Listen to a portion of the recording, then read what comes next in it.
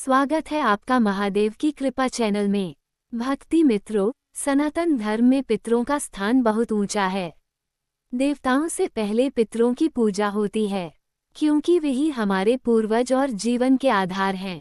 पितृपक्ष का ये पखवाड़ा हमें याद दिलाता है कि हमारे जीवन की हर सांस, हर सुख और हर उन्नति सब हमारे पितरों के आशीर्वाद से ही संभव है। अब मैं आपको एक कथा सुनाता हूँ। प्राचीन काल में एक गांव में विनीत नाम का युवक रहता था। वह बड़ा ही भला इंसान था, भगवान का नाम भी लेता था। लेकिन उसके जीवन में हमेशा कठिनाइयां बनी रहती। घर में कलह थी, धन की कमी थी और स्वास्थ्य भी अच्छा नहीं रहता था। एक दिन विनीत ने गांव के पंडित जी से जाकर कहा, पंडित जी, मैं रोज भगवान की पूजा करता हूँ, फिर भी मेरा जीवन दुखों से क्यों भरा है। पंडित जी ने गंभीर स्वर में उत्तर दिया, बेटा विनीत, क्या तुमने कभी अपने पितरों को तर्पण किया है? क्या तुमने कभी श्राद्ध किया है?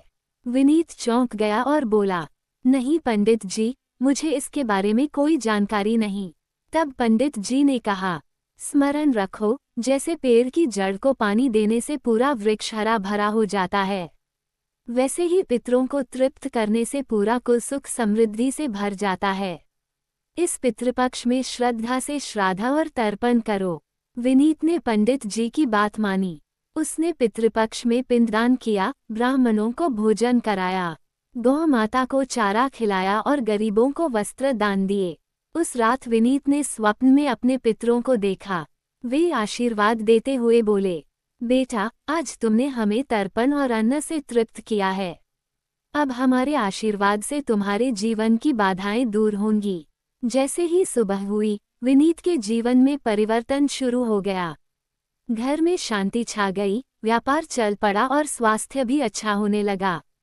गांव वाले भी कहते, देखो, पितरों की कृपा से विनीत का जीवन बदल गया। भक्ति मित्रों, ये कथा हमें सिखाती है कि पितरों की प्रसन्नता ही असली समृद्धि है। शास्त्रों में स्पष्ट कहा गया है, पितर प्रसन्न तो देवता प्रसन्न, देवता प्रसन्न तो भगवान प्रसन्न, और भगवान प्रसन्न तो जीवन मंगलमय। इसलिए पितृपक्ष में तर्पण, पिंडदान और हवन करें।